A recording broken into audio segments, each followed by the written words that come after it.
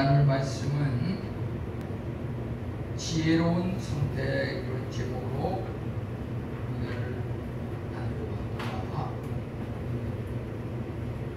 우리는 살면서 늘 선택의 기로에 있습니다. 잘 선택하면은 생명의 길로 인도함을 받지만은 잘못 선택하게 되면은 사망의 길로 인도된다고 하는 것입니다.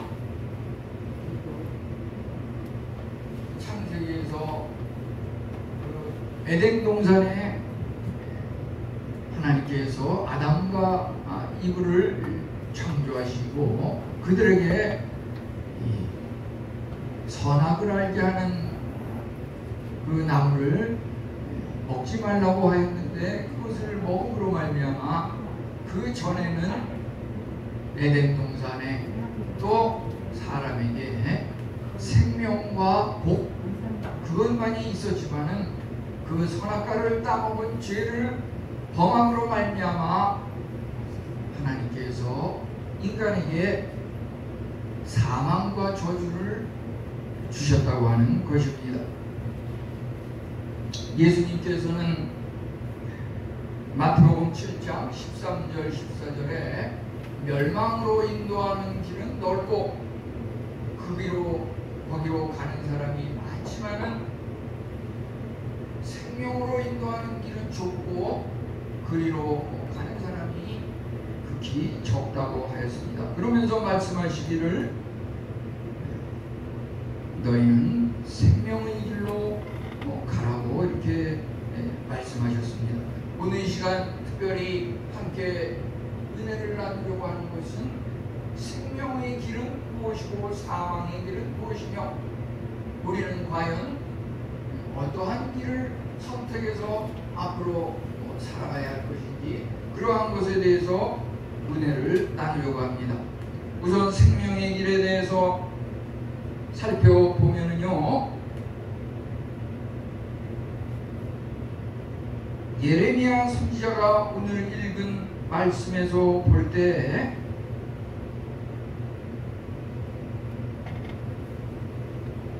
하나님께서 생명의 길과 사망의 길을 두었는데 9절에서 우리가 이해하기 어려운 것은 갈대아인에게 나가서 항복하는 자는 살 것이나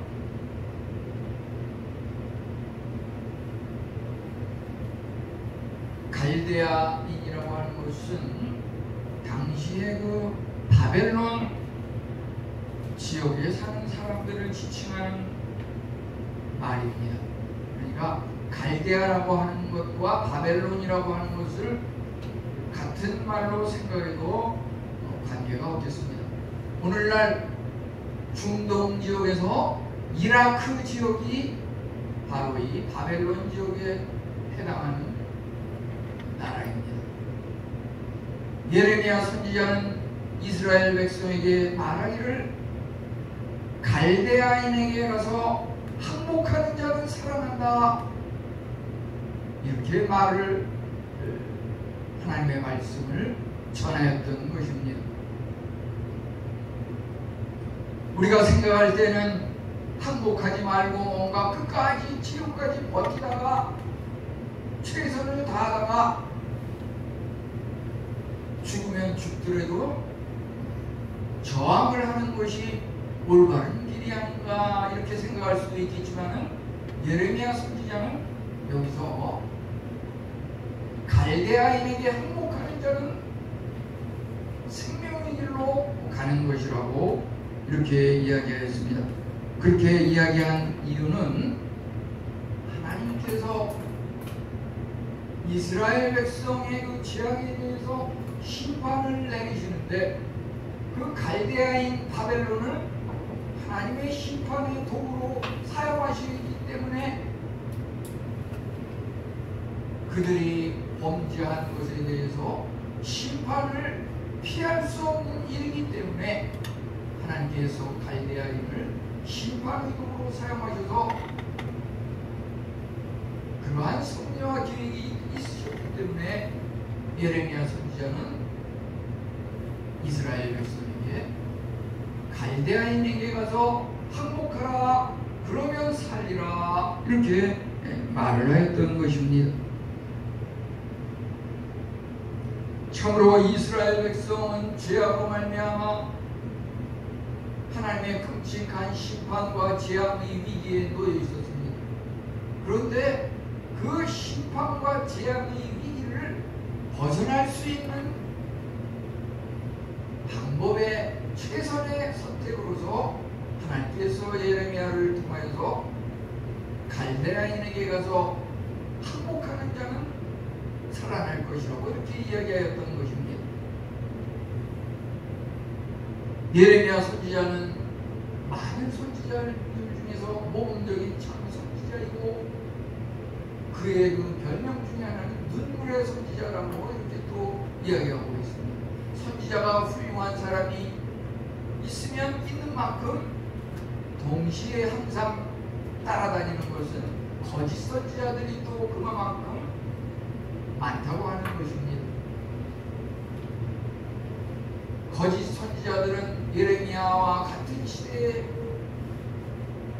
살면서 당시의 그 왕과 백성들을 향하여서 하나님의 말씀이라고 하면서 예언하고 선포하고 들려주었는데, 그 말이 사실은 올바른 하나님의 말씀은 아니었던 것입니다. 그 거짓 선지자들은 뭐라고 주장하였습니까? 당시의 그 왕과 백성들을 향하여서 우리는 절대 갈대아 사람들에게 항복해서는 안 된다. 우리는 나라가 강대하고 자생력이 있고, 또 이웃나라 강대국 애굽의 그 원조를 받으면 우리가 능히 바벨론을 이길 수 있는데 왜 우리가 바벨론에게 항복하느냐? 우리는 결코 항복해서는 안 된다. 이런 주장을 하는 것이 거짓 선지자들의 말이었습니다. 거짓 선지자들의 그 말을 통해서 왕과 유대 백성들 중에서 많은 사람들이 그것이 생각이 주입이 되어서 세례가 되다 보니까 그들이 예레미야 선지자의 그 말을 들었을 때, 예레미야가 갈대아인에게 가서 항복하는 자는 살리라, 이렇게 이야기하는 예레미야 선지자에 대해서 어떻게 생각을 갖게 되냐면, 이 예레미야는 나라를 갖다가 말아먹고 바벨론에게 팔아먹으려는 맹노구나. 이 예레미야 참 선지자에 대해서 당시 왕들과 거짓 선지자들에게 세뇌당한 그 백성들은 예레미야 선지자를 향하여서 나라를 팔아먹는 맹노,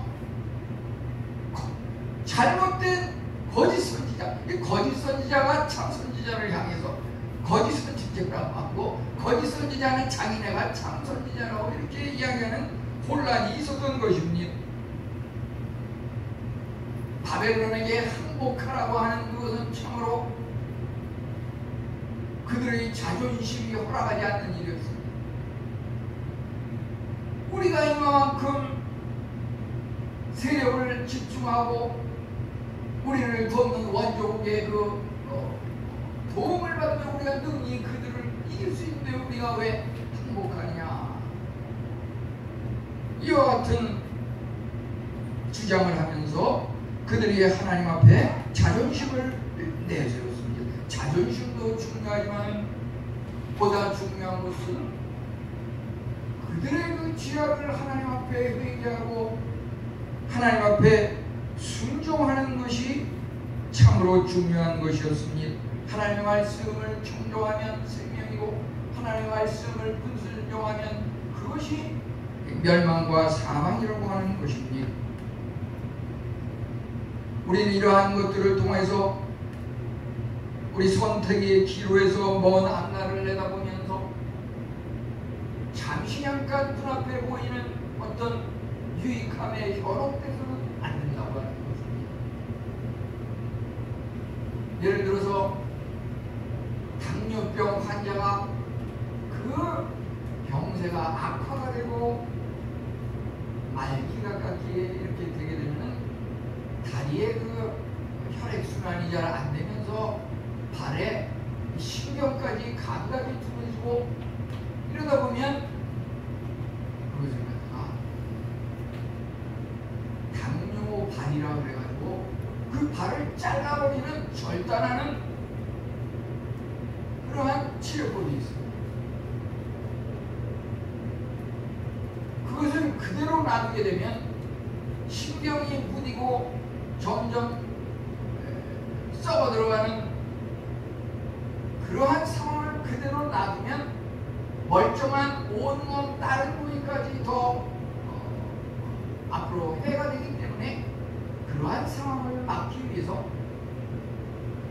보다 더 크고 넓은 것을 지키기 위해서 작은 희생표 발을 갖다가 잘라버린다고 하는 것입니다.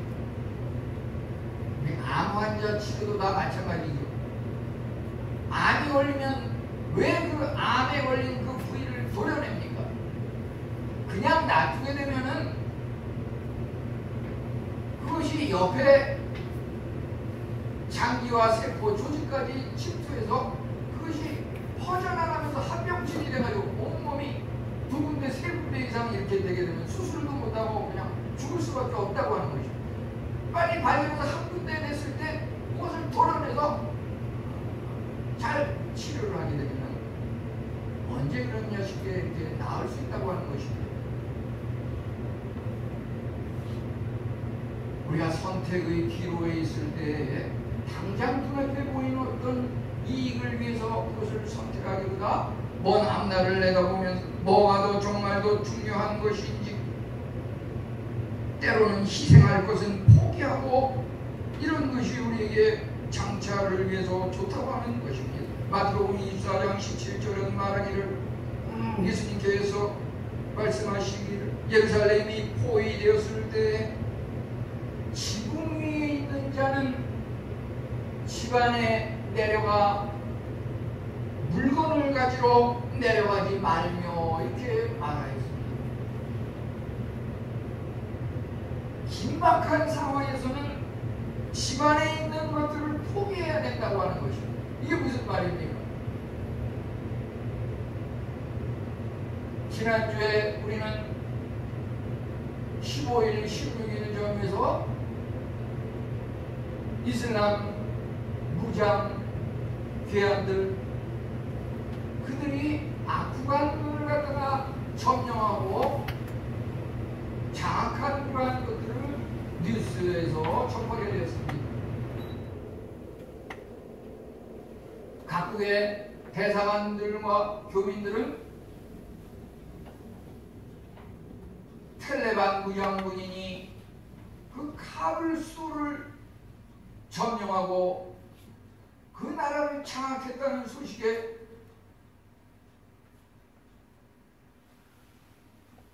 그들이 살던 그 집안을 둘러올 틈도 없이 나살려라 하면서 공항을 향해서 빨리 비행기 타고서 몸만이라도 살아나기 위해서 갔다고 하는 것입니다. 어제도 보면은 그 아프간 주민들 중에서 어떤 분들은 그 탈레반 군인이 계속 총을 쏴대니까 시간이 가면 갈수록 자기의 생명이 위태로우니까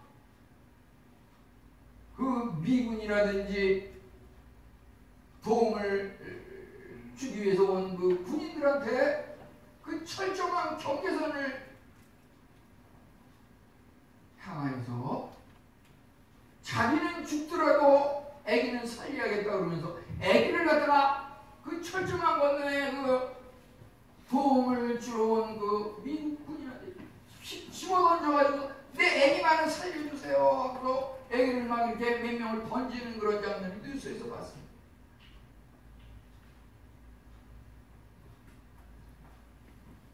우리가 살면서 모든 것이 다 늘 편안하고 모든 것이 늘 잘 굴러가면 좋겠지만 때로는 이와 같이 선택의 기로에서 내가 그토록 삶 속에서 귀하게 여기는 이러한 것들을 포기해야 되는 선택의 기로에 놓여 있을 수 있다고 하는 것입니다. 우리는 더 귀하고 큰 것을 위해서 작은 희생이 필요할 수 있겠습니다. 생명의 길이라고 하는 것은 이와 같이 하나님의 말씀을 따라 순종하는 길입니다. 사망의 길은 무엇이고 그 원인과 성격과 결과는 어떠한 것입니까? 사망의 길이라고 하는 것은 그 원인이 창세기에서 아까 살펴보았듯이 아담과 이브가 하나님의 말씀을 불순종하고 선악과를 따먹는 것, 오늘날도 마찬가지입니다. 왜 사망이 나라가 망하고 가정이 파괴되고 왜 교회와 직장과 사회와 일터가 어려움을 겪고 있습니까? 여러 가지 원인이 있지만 부정부패라고 하는 것, 예레미야가 말을 선포하는 이 당시의 유대 백성들 이스라엘 나라의 그 상황이라고 하는 것은 그 마지막 그 왕들이 전부 부정부패를 저질렀다고 하는 것입니다. 예레미야 선지자는 예루살렘의 멸망과 다윗 왕조의 후대 왕들이 너무나도 악을 저질름으로 말미암아 이대로 놔둘 수 없는 이러한 위태로운 상황에서 긴박한 하나님의 말씀을 예레미야는 선포하였던 것입니다. 그 왕들의 잘못과 또 그들의 최후 또는 당시에 있었던 어떤 거짓 선지자들의 그 언행과 그들의 최후, 이러한 것들이 성경에 특별히 예레미야서에 상세히 나와 있는 것을 보게 됩니다. 그 중에 대표적인 것들을 요약해서 한번 나눠보면요, 우선 왕 중에서 여호야김 왕은 어떠하였습니까? 22장 13절에 보면 예레미야서 22장 13절에서 불의로 집을 세우고 부정하게 다락방을 지으며 품삯을 주지 아니하는 자는 화 있을진저. 23장 14절에서는 간음을 행하며 거짓을 말하며 악을 행하였은즉 소돔과 고모라와 다름이 없느니라. 여호야김 왕 때 행해졌던 이러한 일들은 무엇입니까? 우리가 이 성경을 대할 때의 구약의 말씀이 결코 2,000~3,000년 전에 있었던 고리타분한 말씀이 아니라고 하는 것입니다.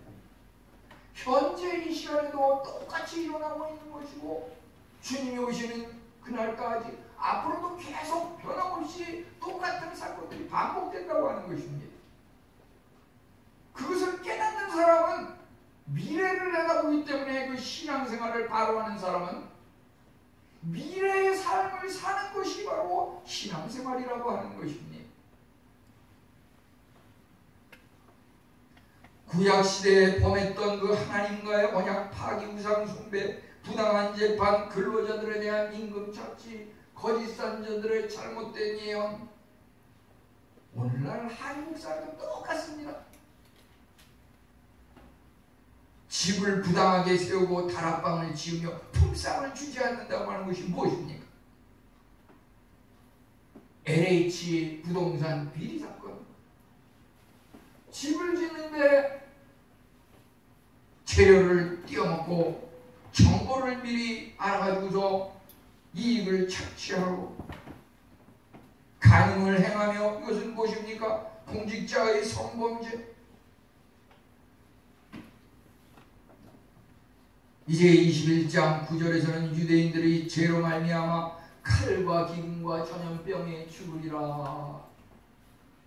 최근 세계 역사의 흐름을 보더라도 칼과 기근과 전염병, 칼은 무엇입니까? 그 무장군인 탈레반들이 총을 겨누면서 무고한 인명을 향해서 총을 쏘고, 기근은 무엇입니까? 북한과 아프리카 주민들 중에서 기아로 인해서 굶어 죽는 사람이 이 시간에도 끊이지 않고 있다고 하는 것입니다. 전염병의 창궐은 무엇입니까? 전세적으로 끊이지 않는 이 코로나 팬데믹이라고 하는 것. 과연 이것의 끝은 언제이고 어디입니까? 우리는 그것에 대해서 알 수 없습니다. 이 같은 부정부패의 그 여호야김 왕의 최후는 어떻게 되었습니까? 우리 예레미야 22장 19절 한번 찾아서 읽어봤으면 좋겠습니다. 먼저 찾는 사람 예레미야 22장 19절.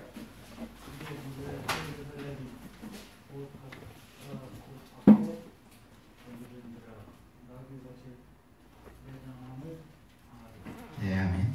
우리 예레미야 22장 19절에 보면 그가 끌려 예루살렘 문 밖에 던져지고 나귀같이 매장함을 당하리라.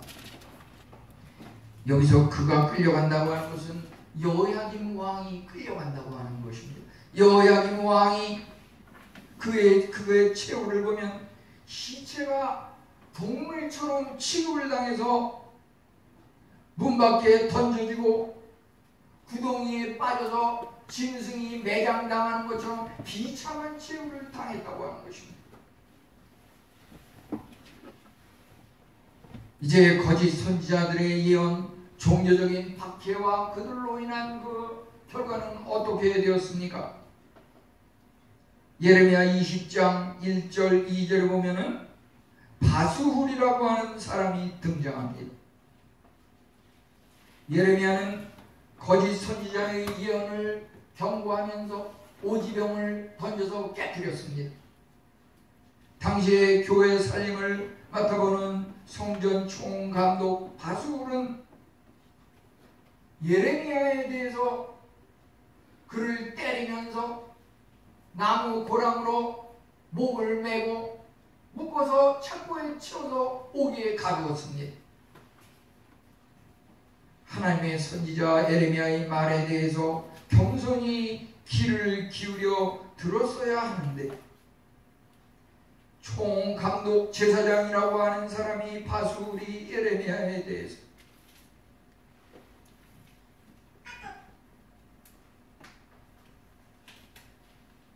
야! 너 뭐 어째? 우리나라가 어때서 이만한 강대국인데 우리가 왜 바벨론 갈대아에게 항복을 해야 한단 말이냐? 국방이 튼튼한데 예레미야 너 말 다 했어? 끊임없이 예레미야를 오기에 가두고 핍박하였던 것입니다.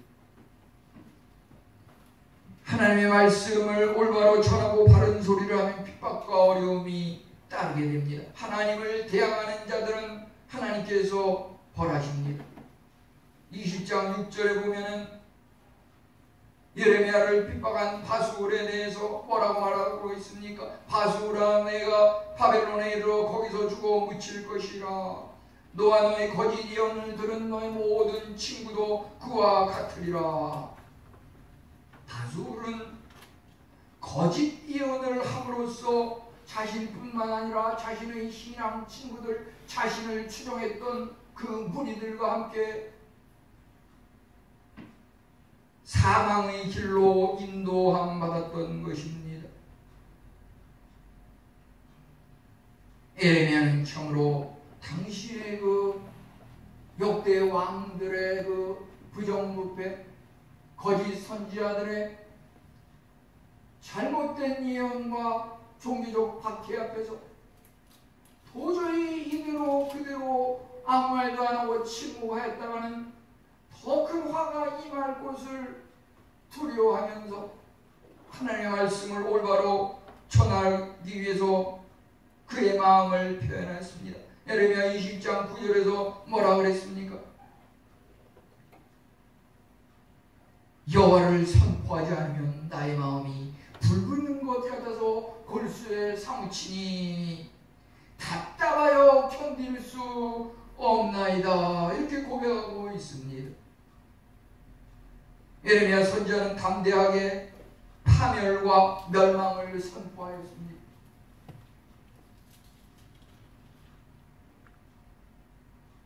어찌 보면 복에 대한 선포도 필요합니다.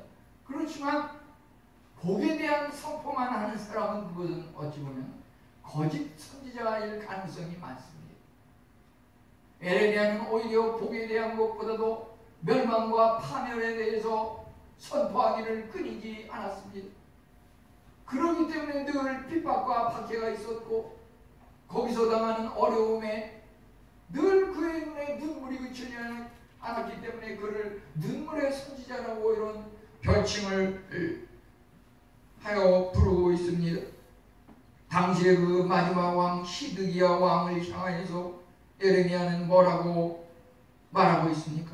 21장 7절에 보면은 이 성읍에서 전염병과 칼과 기근에서 남은 자를 바벨론의 느부갓네살의 왕의 손과 원수의 손과 그들의 생명을 찾는 자들의 손에 넘기리니. 예레미야는 참으로 왕 앞에서도 담대하게 하나님의 말씀을 전하였습니다. 기독교가 왜 이렇게 어려움을 당하고 있습니까? 대부분의 교회들은 참으로 선량하게 잘 열심히 경건하게 신앙생활을 하려고 노력을 하지만은 명예욕에 불타는 일부 목회자들이 국가 조찬 기도회다 해가지고서 임금님 앞에 가서 예배를 주도하면서 이 나라 참 잘 됩니다. 아무 문제가 없습니다. 박근혜 대통령님, 이명박 대통령님 따봉입니다. 하나님이 복을 주십니다. 그 내노라 하는 그 성직자 목회자들이 교회에도 장로님을 하시다가 대통령이 되신 그러한 분이 그러한 사탕발림에 넘어가서 나라가 기독교가 이렇게 어려움을 겪고 있는 그러한 면이 또 있다고 하는 것입니다. 복음을 제대로 선포하면 환영받아도 재앙을 선포하면 핍박을 받습니다. 참 선지자는 불의와 타협하지 않습니다.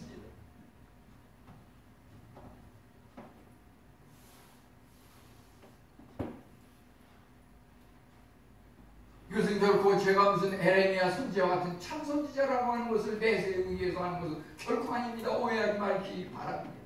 저도 한두 달 전에 보면은 성도님들 중에서 어떤 분이 저희를 향하여서 내가 신앙생활을 이렇게 오래 하고 많은 목사님을 만나고 얘기를 들었지만은 한교원 목사 당신 같은 목사는 처음 보겠다. 도대체 그게 말이라고 하느냐. 그가 따진 것은 잘하면 복줍니다. 그러한 말에 대한 것은 전혀 아닙니다. 제가 그 말을 하면서 그 이면에 있는 잘못하면 저주가 임합니다. 잘못하면 재앙이 임합니다. 그것을 겸해서 조금 잠깐 이야기했는데 그것을 갖다 그냥 크게 마음에 그냥 사무쳐가지고서 그걸 설교라고 합니까? 이렇게 따지는 것을 봤어요. 시드기야 왕은 끝내 자기 판단을 믿고 항복하기를 거절했습니다. 바벨론 왕 앞에 끌려가서 그 시드기야 왕의 최후는 어떠하였습니까? 두 눈이 뽑힌다고 했습니다. 그 왕이 자기만 그렇게 어려움을 당하면 아무 문제도 안 되는데요. 예레미야 39장 7절을 보면 그의 아들들과 고관들과 귀족들 그를 따라가는 많은 그 지체 있는 그 사람들이 비참하게 시드기야 왕이 보는 앞에서 함께 죽었다고 하는 것입니다. 시드기야 왕의 그 악한 행위는 에레미야를 통해서 들려진 하나님의 말씀을 따르지 않고 자기 판단을 믿는 그 결과였습니다. 우리는 과연 인간의 판단과 생각, 하나님의 판단 어느 것을 택해야 할지 우리는 기도하면서 지혜로운 선택을 해야 할 것입니다. 이제 마지막으로 지혜로운 미래의 선택에 대해서 앞으로 우리가 어떠한 일을 어떻게 신앙생활을 해야 될지 이것에 대해서 말씀을 나누려고 합니다. 세 가지 중요한 것은 첫째, 십자가 희생이라고 하는 것입니다. 십자가는 미래를 향한 최고의 보상을 주는 최선의 선택이고 방법이라고 하는 것입니다. 동방 박사들은 성탄절에 그 별을 보고 예수님을 향해서 달려와서 보았을 때 예수님은 그 모습이 어떠하였습니까? 구유에 놓여 있었다고 하였습니다. 아기 예수가 구유에 놓여 있었습니다. 구유라고 하는 것은 무엇입니까? 말과 소의 먹이를 주는 그 그릇, 나무 그릇, 짐승의 먹이를 주는 그 그릇에 아기 예수가 태어나서 그 안에 누워 있었다고 하는 것입니다. 예수님의 삶의 특징은 참으로 가난과 부력과 이웃으로부터 손가락질을 당하는 그런 어려운 삶이었습니다. 마가복음 10장 45절에 인자가 온 것은 성님을 받으려 함이 아니요 도리어 섬기려 하고 자기 목숨을 많은 사람이 대속물로 주려 함이라. 참으로 십자가를 지는 삶, 희생을 감수하는 삶이야말로 생명의 길이라고 하는 것입니다. 하나님 앞에 자신을 겸손히 내려놓을 때 하나님께서 생명을 주십니다.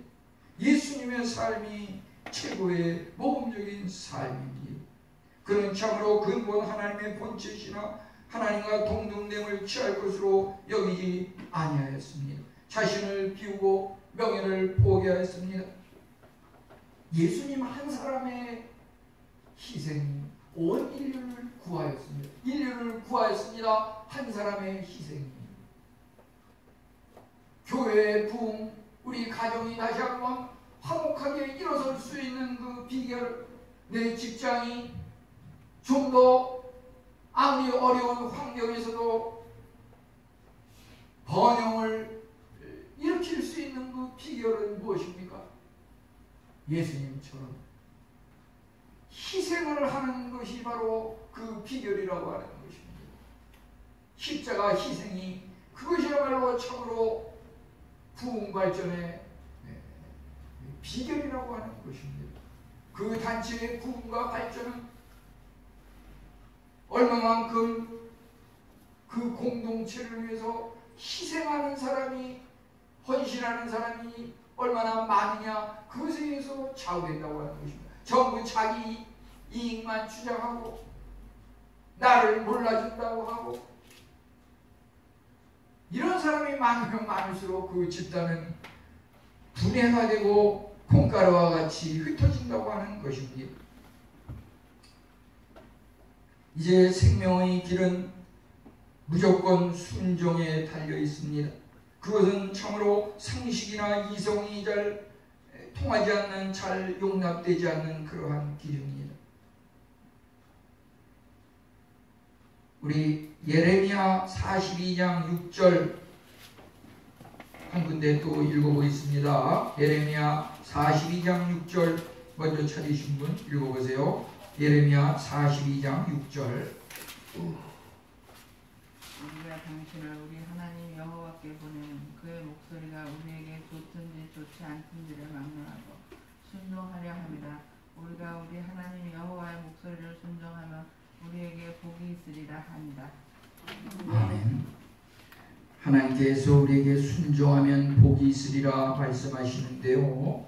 특별히 여기서 이것을 읽은 것은 어떻게 순종하느냐, 여기 보면 좋든지 좋지 않든지 막론하고 순종하라고 했습니다. 우리 신앙생활하면서 내게 듣기 좋고 마음이 흐뭇하면 그것을 순종하고 받아들이고 그 말 참 잘했다. 그 사람 최고야. 많은 사람들이 듣기 싫은 소리는 불순종하기가 쉽습니다. 올바른 신앙이라고 하는 것은 듣기 싫은 소리도 순종하는 것이 올바른 순종이라고 하는 것입니다.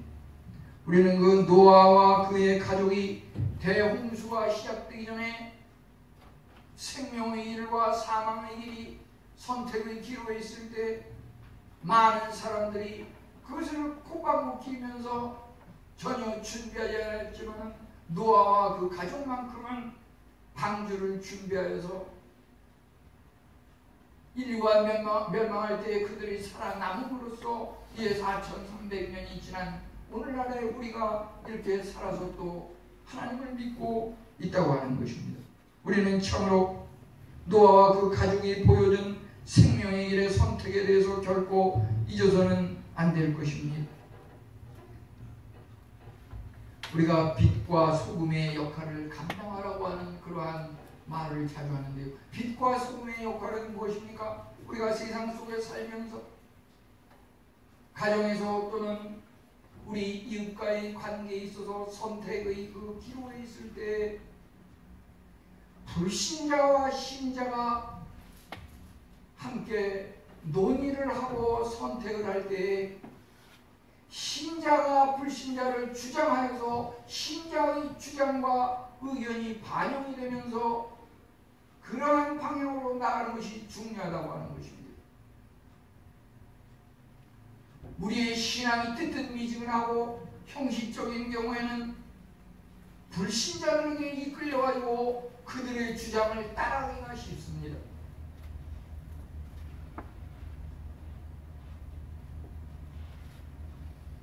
예를 들어서 주일 성수하는 문제도 신자가 그 의견의 주도권을 가지고서 이만저만 저만 이만하니까 기본적인 주일 성수는 하면서 또 우리가 할 수 있는 이것저것을 또 하는 것이 좋겠다. 이것이 바로 불신자와 신자의 그 결정권에 있어서 우리 신자가 주도권을 져야 한다고 하는 것입니다. 사회에서도 어떤 중요한 직책, 결정권에 관한 이러한 것들을 기독교인들이 불신자들에게 다 빼앗기고 나서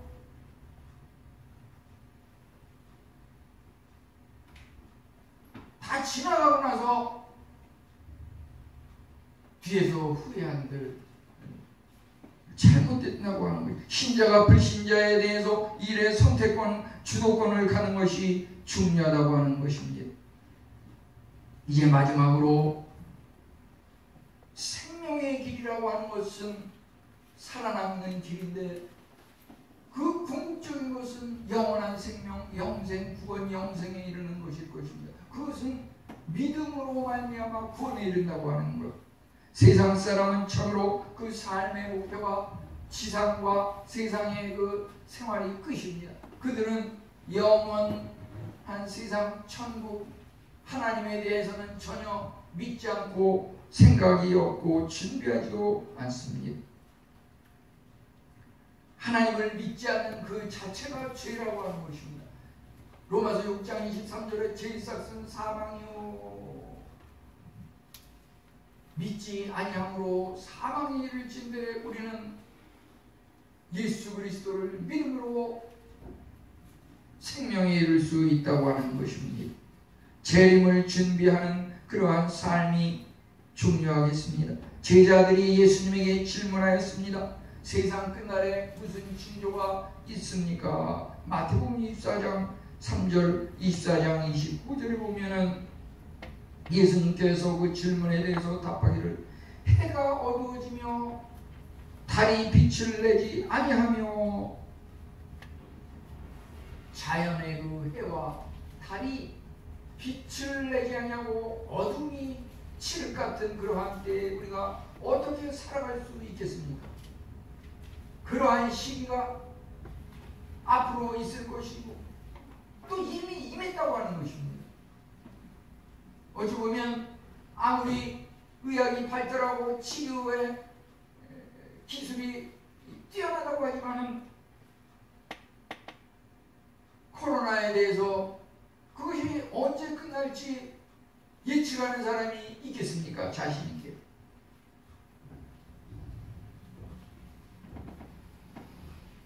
우리는 우리 마음의 중심에 예수 그리스도를 우리 마음의 중심에 모시고 사는 삶이 우리 가운데 빛과 소금, 해와 달의 그 빛을 품고 살아가는 우리의 삶, 그것이 앞으로 참으로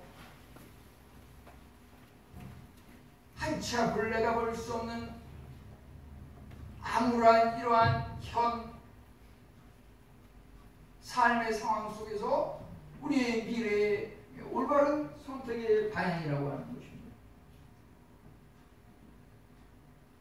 우리 그 인해교회도 이렇게 그 마크를 물고기 이렇게 마크로 했는데요.